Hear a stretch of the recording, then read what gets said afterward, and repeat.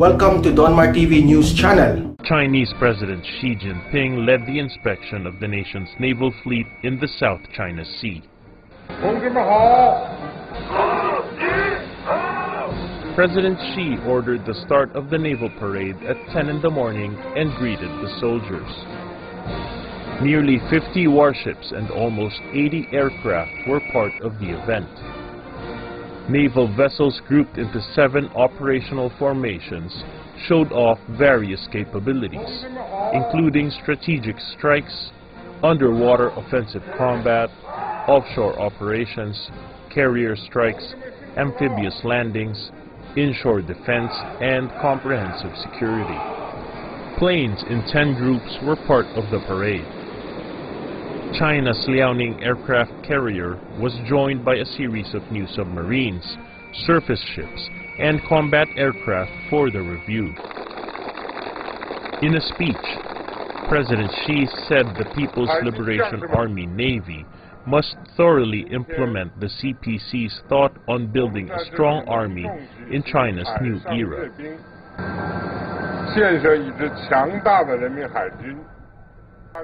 Addressing the 19th CPC National Congress in October, Xi said the modernization of China's national defense and armed forces should be completed by 2035. President Xi called on naval officers to enhance military training and remain on high alert. Xi told soldiers he looks forward to more of their contributions to global peace and stability. After the review, China's leader inspected the takeoff training of 4 J-15 fighter jets.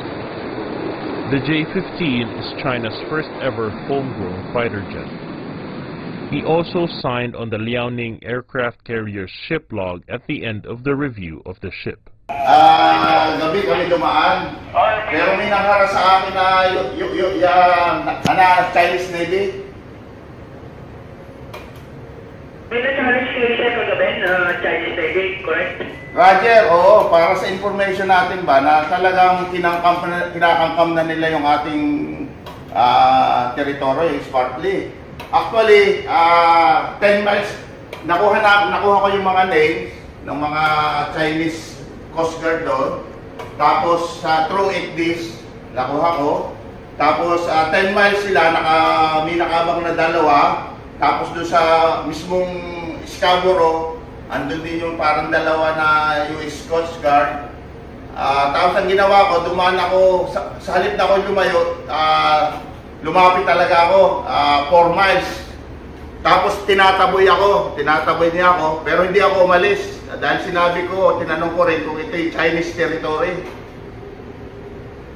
Sir, bukod doon sa Coast Guard vessel nila, sir, meron talagang Navy vessel sila na nandoon, nakakalaga? Oo, kasi sinabi sa akin, mayroong isang walang pangalan na Chinese warship, pinaalis ako eh. Pero pinanindigan ko, hindi ako umalis. Sabi ko, tinanong din ko sa destination ko. Actually, papunta ko ng China. So, hindi ko rin alam na baka ako ihulihin din doon sa China. So, okay lang. Ganun talaga. Dahil pinanindigan ko, hindi ako nag-alter. Kasi pina-alter niya ako, dumaan ako doon ng mga 4 miles off. Pero hindi talaga ako umalis.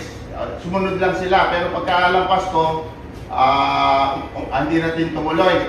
Pero nakuha ko sa communication namin sa radio, nang tanongin ko na bakit pinaalis ako, innocent passage. Sabi ko, ang sabi nila, it is a Chinese jurisdiction. Yan ang sabi, nakuha namin sa video na record namin. Roger, maganda sana na kung kukuha natin yan, sir, no? Para mapa-report natin dun sa kinakukulan sana, sir. Roger, oo. Kaya nga, pati itong ating communication, medyo nire-record ko.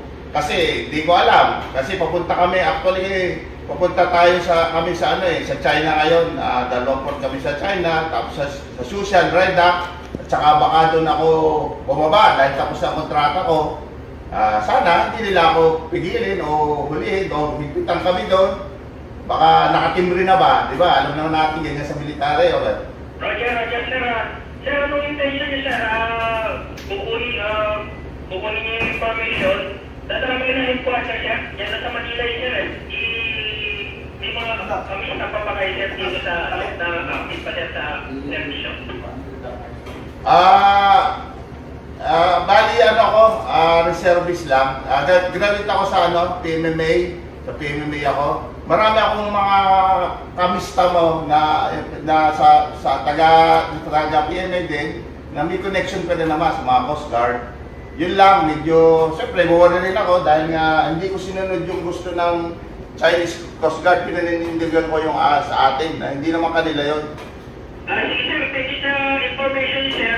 Itatawag ko rin dun sa mga intel natin sir na meron palang Navy vessel na Chinese dyan na nakatalaga sa Scarborough Show para ma-observahan nila sir. Thank you sa information sir. O pakitimbre lang, pakitimbre. Ang pangalan ko kami, Lieutenant Commander Manolo B. Ebora, na hindi ko sinunod yung gusto ng Chinese na nagtataboy sa amin. So, paki-info lang dahil sana hindi ako magkaroon ng problema sa China. Paki-inform lang. Sir, maraming salamat sa information niyo sir. Makakarating sir ang pag-uusap natin sir sa higher headquarters sir. I-inform ko sir yung mga sa unit ko sir yung nangyari sa atin kasi sa Coast Watch naman kami sir. Bali, gano'n na lang sir itatawag ko na lang sa intel ngayon sir. Roger, pwede ko makuha yung pangalan na kausap ko? Okay? Sir, Piotr Sevilla sir. Okay, sige Chief. Maraming salamat. Hayaan mo, tuloy ko pa rin itong ating kasi dadalhin ko, pag-uwi ko, pakikita ko yung dadalhin ko sa, pag-report ko sa nag-i-edit din naman ako sa Nabrescom. So, ito ko dadalhin through channel para ma-inform natin yung ating matataas para totoo talaga na wala, kiniklaim na nila. Makikita lang talaga dito sa akin sa ECDIS na puro warship at saka Chinese tour guide na nakapalipot doon sa Scarborough. Roger sir, bali, totally naman sir, 200 nautical miles sir, mula shoreline hanggang 200 nautical miles. Ating target sir, kumbaga sakop pa ng West Philippines yan sir. Talagang inaangkin lang nila na nila na yan, kinakanya na talaga sir. O ba, sayang nga lang kasi hindi araw, hindi namin nakukunan, baka na lang, baka may nakatayo ng building pa dyan o ano. Anyway, maraming salamat Chief, at sige, have a nice day na lang. Thank you. Sige sir, maraming salamat din sa info sir. Tanong ko na lang sir yung all Filipino naman tayo dyan sir no? Roger, pakisabi dahil hindi natin alam ba, baka kung sakaling kami medyo hold doon o magka-problema kami, yan ang isa sa mga naging dahilan. So, paki-inform din dahil hindi natin alam, di ba? Powerful sila wala akong magagawa Kapitan lang ako nito, may responsibilidad lang ako bilang kapitan dito ngayon.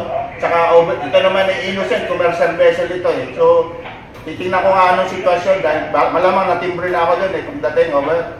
Yes sir, ingat na lang sa paglalayag papuntang China sir. Roger, ganyan din na regards na lang dyan. Salamat, Chief. Sige po sir, maraming salamat din po sir.